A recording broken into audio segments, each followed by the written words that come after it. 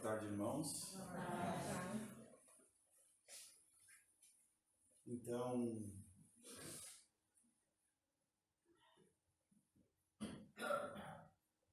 na ilha de Atlântida,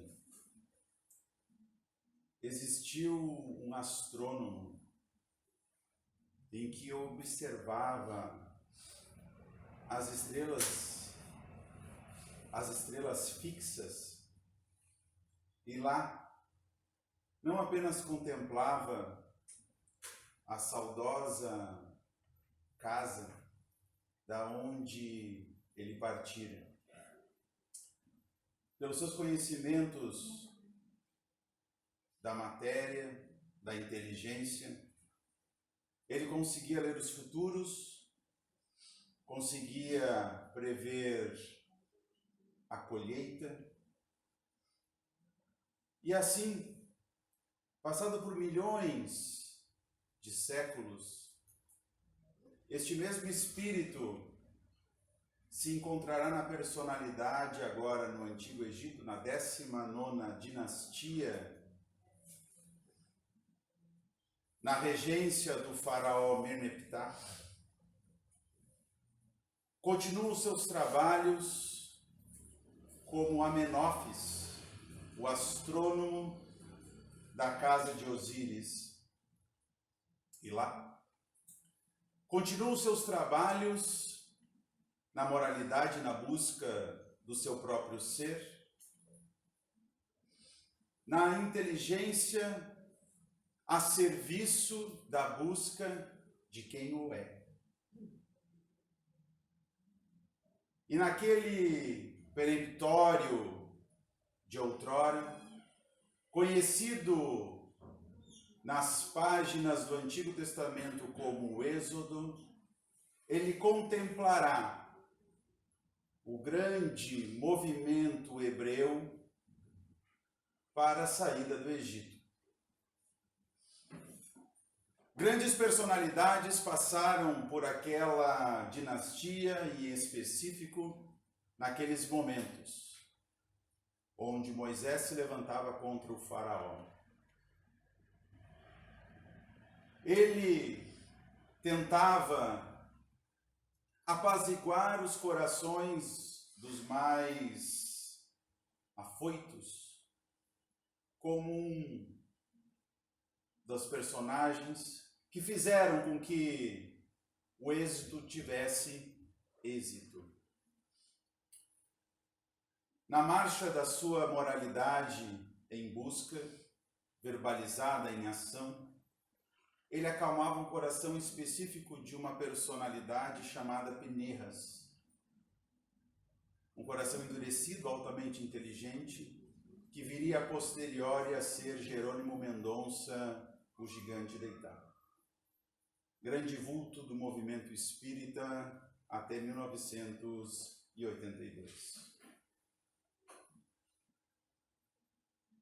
Amenófis continua suas jornadas ao longo dos séculos. Ele vai, mais uma vez, se encontrar agora numa personalidade aos tempos de um outro movimento muito significativo no orbe da Terra.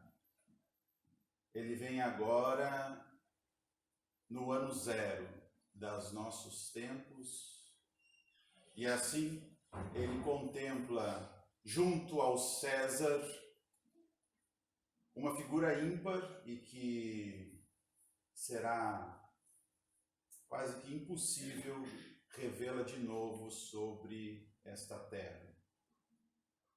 Ele contempla Jesus, mas agora ele vem como os Cornélios Quirilius, um centurião romano.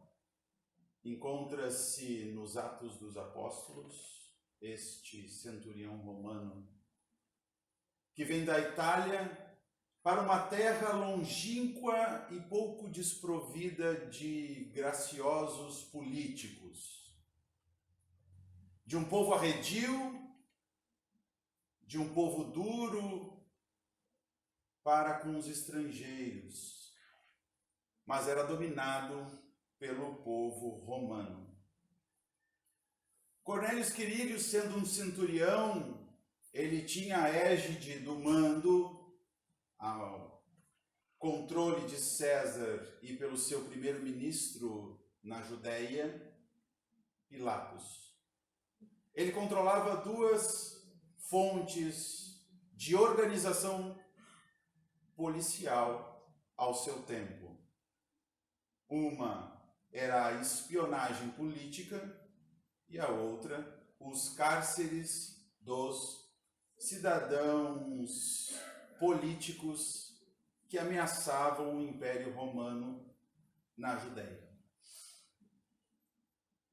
Quirínio foi incumbido por Pilatos para investigar um certo Galileu que se dizia rei e que poderia ter alguma ameaça política sobre as égides da grande águia.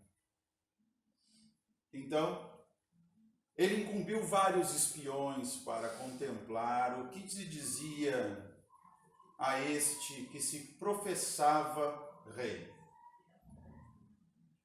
Foi observado pelos relatórios em que ele não contemplava grandes ambições políticas territoriais, mas ele professava uma mensagem estranha, até tanto quanto diferente do que professava a religião daquelas cidades.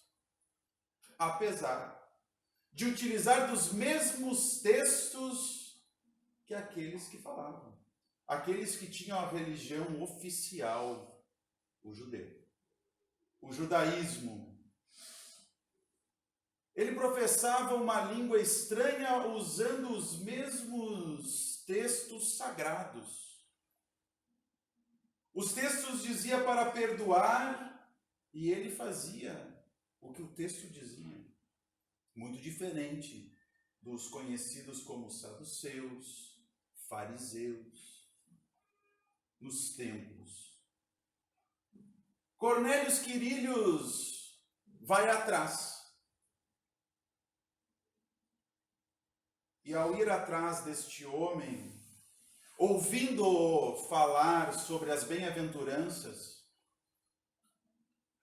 um impacto diferente lhe ocorre em seu coração. Difícil de explicar com a razão, com as lógicas mentais e com as palavras. Sabia que não era um homem comum. E o seu olho penetrava na alma. Deixava-o desnudado. E sabia aquele homem que falava tão estranho aos corações que os entendiam, o motivo de que ele estava lá só com um olhar. Nesta ocasião, nas suas investigações, houve o período da Páscoa. E na Páscoa, onde aquele estranho Galileu que ele agora o acompanhava, quando possível, entrava montado num burrico às portas de Jerusalém, e todos o saudavam. E ele achou irônico, porque realmente aquele homem era rei. Mas automaticamente os homens não percebiam o reinado que ele trazia. Pois que ele não trazia ameaça ao grande exército, à águia da Itália, mas trazia algo diferente. E pasmado, na noite de sexta-feira, este homem é levado ao cárcere dos políticos, dos presos políticos da sua época. Quirínio Cornélio pega e pede, então, para que ele fique na madrugada sobre a guarda dele próprio, deixando apenas os guardas à frente, mas na cela ele aguardaria. Ele, ao conversar com aquele galileu,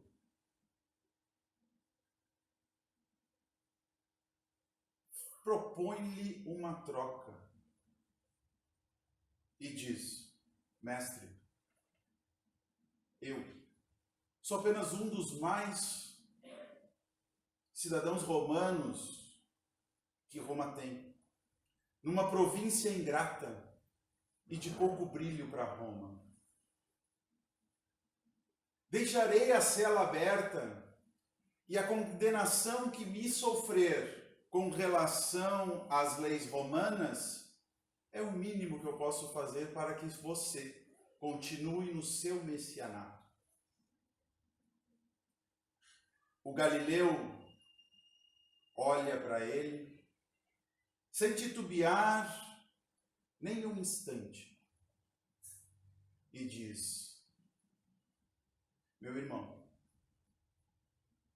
a sua vida eu lhe pedirei, mas não hoje, pois hoje é necessário que se cumpra as Escrituras. E, obviamente, Jesus estava se referindo aos Salmos, especificamente ao 11, ao 12 e ao 13 de Salomão, onde fala que o Filho do Homem será crucificado e não será quebrado nenhum dos seus ossos. Como foi que aconteceu? Será-lhe repartida as vestes e será-lhe entregue vinagre à sua boca. Precisava ser cumprida aquela lei. Aquilo que estava escrito já em Salomão em 500 anos antes do ocorrido. Ele ouve nas portas dos muros dos cárceres uma senhora que queria lhe ver o filho. Ele permite a entrada e deixa-os a sós. Maria, aflita como uma mãe, vendo o filho sôfrego, se desespera. E aquele carpinteiro a contempla e lhe mostra de como somos apegados à terra, às coisas. Ele diz: Maria, já não foi dito o que me aconteceria? Pois que sou o Cordeiro de Deus, e o Cordeiro passará por todas as penúrias até o último momento. Já lhe venho revelar de antecedência os acontecimentos.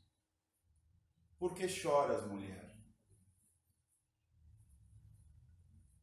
Maria entendia no raciocínio, mas o coração ainda estava na matéria. Ainda via-lhe como o filho, apegada, e que vai fazer todos os esforços após a sua crucificação para se livrar dessas chagas que o coração nos ameaça na terra. Porque é muito fácil conhecer o caminho, mas trilhá-lo é outros tantos. O coração nega, o coração não quer, o coração não deixa, mesmo sabendo da verdade. E ali, Jesus a relembra. Não conheças o caminho, trilhe o caminho. E é assim que naquela noite, já ao raiar do dia, ela se afasta do cárcere. Cornélios não consegue mais aceitar a situação que Roma lhe impõe para aquele homem que nada tem, que não é rei daqui, desta matéria, dessas coisas fugazes, dessas coisas temporais, das coisas que passam. Ele é rei daquilo que é eterno, daquilo que fica, daquilo que não muda. Após a crucificação, Cornélio entrega o cargo e sai de Jerusalém. Os anais de Roma não sabem mais aonde foi parar Quirilos Cornélios. Este homem se torna um ermitão, vai viver nas florestas, vai viver daquilo que a natureza lhe dá. E todos aqueles viajantes do caminho que precisam da sua ajuda, ele fará. Ele acolherá. Não é mais conhecido como Quirilos Cornélios, mas agora como João. Mais tarde, sabendo que existe um homem muito bom nas florestas, este homem é conhecido como pai, o pai João. E lá ele passa os últimos dias da sua existência na terra, executando aquilo que Jesus tinha proferido no maior anonimato. Este homem, mais uma vez, reencarna no orbe da terra. E aqui, ele vem como um dos sacerdotes da antiga religião druida no norte da França. E continua as suas pesquisas nos processos alquímicos. Portanto, um alquimista. Diferente do que o homem ganancioso conhece com relação à alquimia, que sempre queria transformar chumbo em ouro, ele conseguiu alcançar os objetivos do processo alquímico. E ele descobriu na obra em negro conhecer a si mesmo. Na obra em branco, a ascensão. E na obra em vermelho, o coração. A doma dos seus sentimentos. Este é o processo alquímico, transformar o homem duro, chumbo, pesado, em ouro. Um homem de ouro. Passa-se mais de 300 anos e este mesmo espírito reencarna agora em Constança, na República Tcheca, em 1362, como Jan Hus, o pai da igreja, e que faz com que as ameaças da Alemanha perante a República Tcheca sejam extinguidas por um processo sociopolítico religioso. É ele que vai construir todo o alfabeto e a gramática tcheca. Jan Hus, influenciado por John Wycliffe, inglês, e que 100 anos depois, Martinho Lutero usará estas bases para o protestantismo.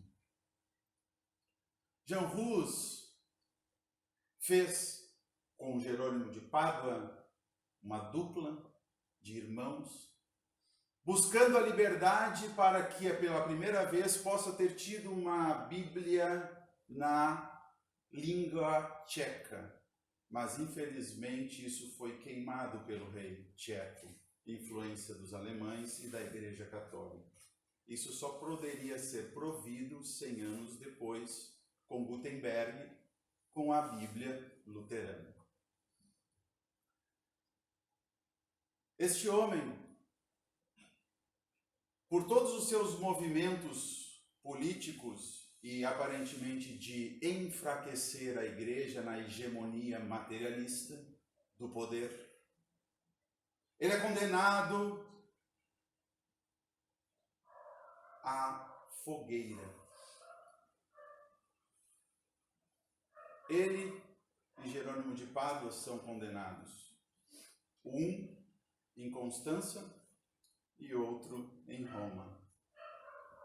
Lá, eles são colocados naquela falsa justiça que conhecemos dos homens, onde o poder será sempre jogado para aqueles que o mais têm. E lá Jean Hus, já idoso, não professa mais as suas palavras libertadoras, pois já sabia que o homem iria utilizar da manipulação para tal. Nada diferente que Jesus fez. Eis aí o homem, esse homo, nas palavras latinas de Pôncio Pilatos. Jesus, questionado por Pilatos, pergunta Pilatos a Jesus: o que é verdade? E Jesus simplesmente o olha, porque a verdade não pode ser respondida por palavras, é só silêncio. Jean Hus entendeu. Já nos tempos de Jesus, como o pai João já tinha entendido. E assim silencia diante dos 83 papas, ou os padres, da Inquisição que lhe condenavam à fogueira. Jesus ali lhe pedia a vida. Era neste instante que Jesus estava falando 1500 anos antes, de que aquele homem lhe daria a vida. E lhe deu, em nome da liberdade, em nome da verdade, em nome da realização para o espírito, para a alma, e não para a matéria. Assim, este homem reencarna novamente, e agora vem como Hipólito Leon Denisard Rivaio, revolucionando novamente e trazendo a verdade do Cristo para com aqueles que as busquem. Não pelo conhecimento, não pelo mapa, mas pela trilha. Por saber trilhar o caminho, por saber galgar as coisas do coração e saber refreá-los.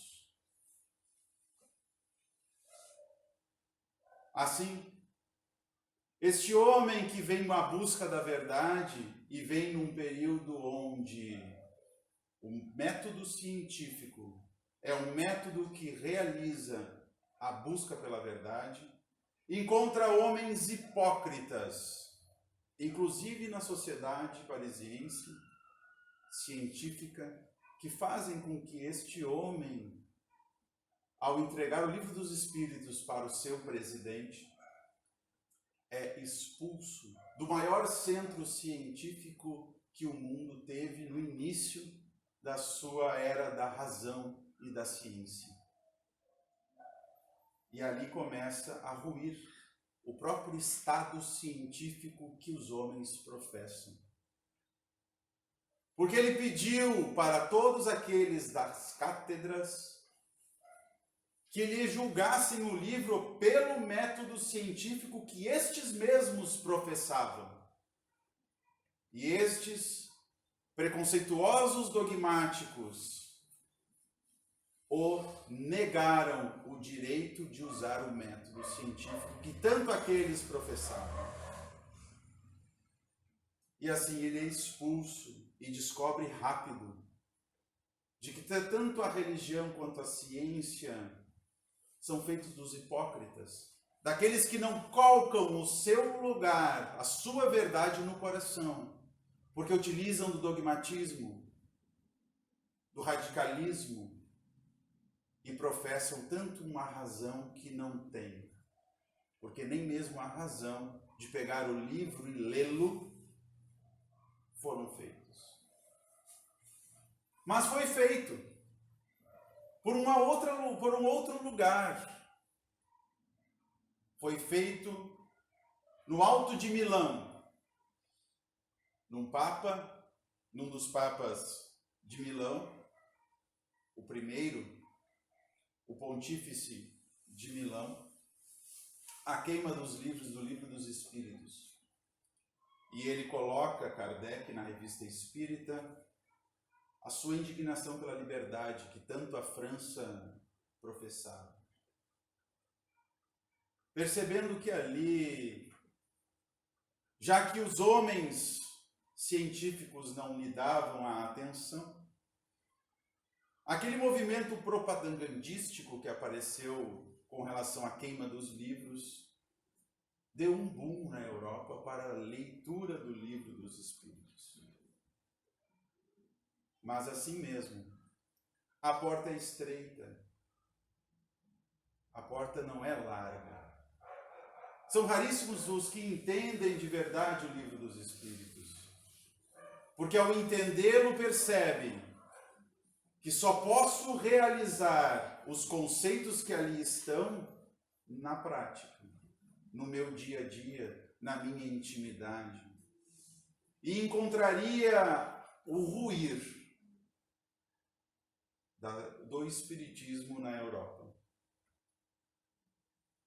Assim, os grandes cátedres do Brasil, que estudavam na França, na Inglaterra, na Espanha, na Holanda, começam a entender e a buscar um certo livro dos Espíritos que trazia algumas informações, de certa forma, muito interessantes. Mas depois, trazendo estes ao Brasil, começa a perceber que não é apenas um código filosófico que se encontra, mas também uma formação do homem e do seu caráter.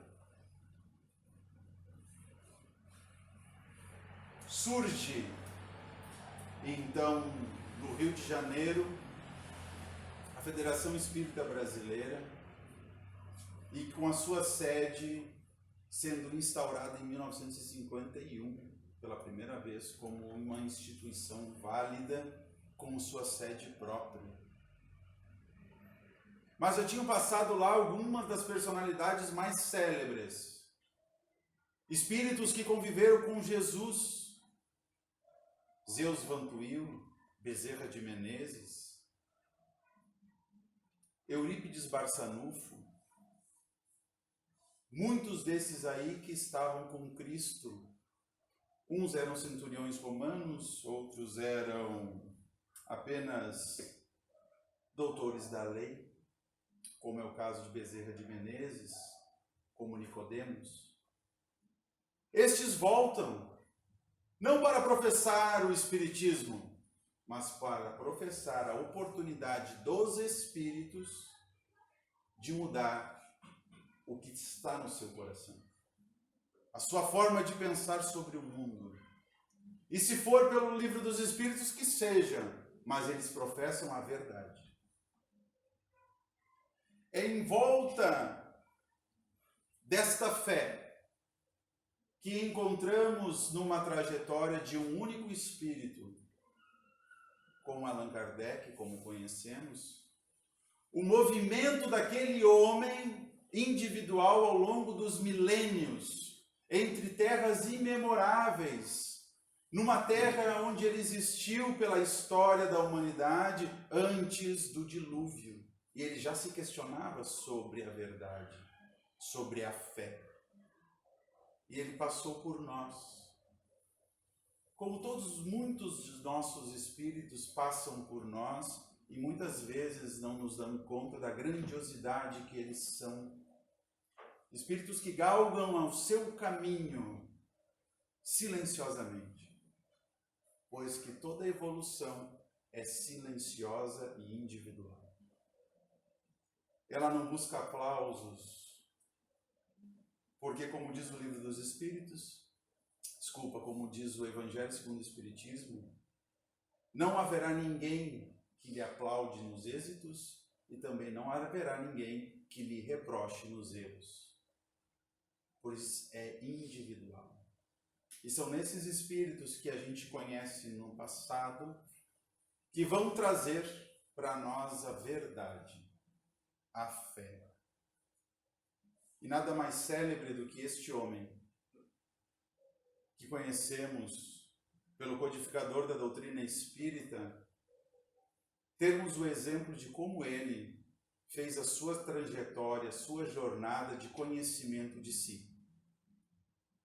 Teve que escolher, e passaram-se muitos milênios para que ele possa ter dado a vida pelo Senhor, mas não por aquele homem nazareno, mas ele deu a vida pela verdade, que era o que o nazareno promovia.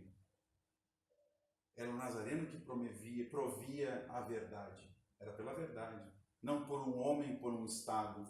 É pela luta de tirar as pessoas da ignorância.